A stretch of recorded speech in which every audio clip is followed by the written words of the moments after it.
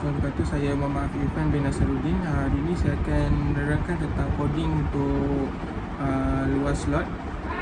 Yang pertama, saya memberi arahan kepada command 1 dan membuat declaration untuk luas dan menyatakan dimension bagi north dan east setiap stesen yang saya telah buat sebagai double, iaitu north 1 hingga north 5 dan east 1 hingga east 5. Kemudian saya mengarahkan dimension area sebagai double dan area yang lagi satu juga as a double. Yang seterusnya saya membuat declaration untuk text box, iaitu N1 hingga N5 dan E1 hingga E5 juga, sebab saya ada 5 stesen, iaitu value untuk setiap text box yang saya telah buat. Kemudian saya membuat formula, iaitu formula yang diberikan oleh Puan Shikin, seperti yang tertera di dalam coding saya ni, N1 dan kemudian tolakkan dengan dalam kurungan semua tu. Kemudian if area less than 0, then area 1 bersamaan dengan area didarabkan dengan negatif 1.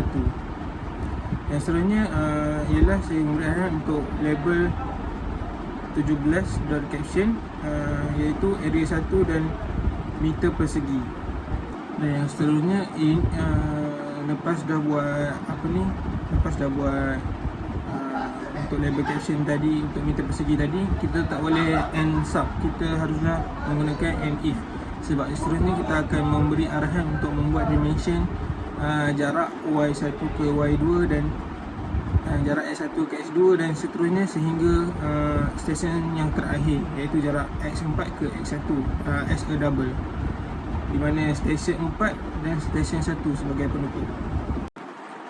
Seterusnya saya mengarahkan dengan memberi arahan dengan menulis jarak Y1 ke 2 bersamaan dengan north 2 tolak dengan north 1, dan kemudian untuk X pula, X1 ke X2, saya akan berahan untuk east 2 akan menolak ke east 1 dan berlanjutan sehingga ke akhir sekali, iaitu jarak X4 ke 1 bersamaan dengan east 4 tolak north 1. Dan yang seterusnya saya memberi arahan kepada stesen 1, stesen 2 bersama dengan SQR,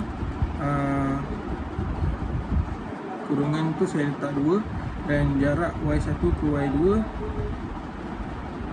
kemudian ditambahkan dengan jarak X1 ke X2 dan seterusnya sehingga ke stesen 4 stesen 1 sebagai penutup.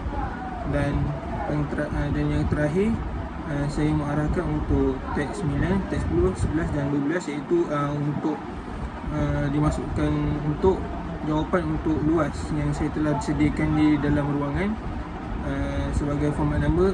Ianya untuk bila kita dah tekan nanti dia akan keluar jawapannya dekat situ, dan kemudian kita end sub. Terusnya kita pergi ke command 2, iaitu command plot.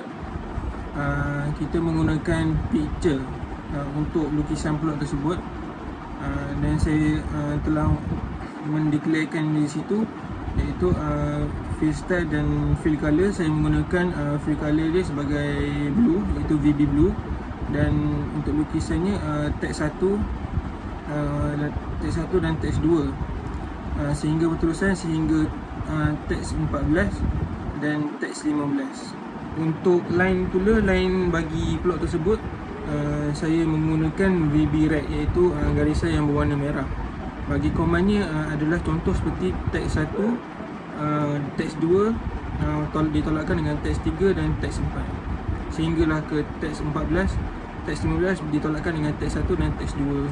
Dan yang terakhir saya memasukkan untuk arahan untuk teks 1 underscore change, supaya saya memberi arahan supaya apabila saya masukkan nombor pada teks 1, kemudian teks 14 tersebut pengguna tak boleh isi, maksudnya dia akan keluar sendiri kat situ. Maknanya teks 1 dan teks 14 adalah perkara yang sama, dan seterusnya teks 2 adalah sama dengan teks 15, kemudian end sub dan habis. Okey, sekian, terima kasih.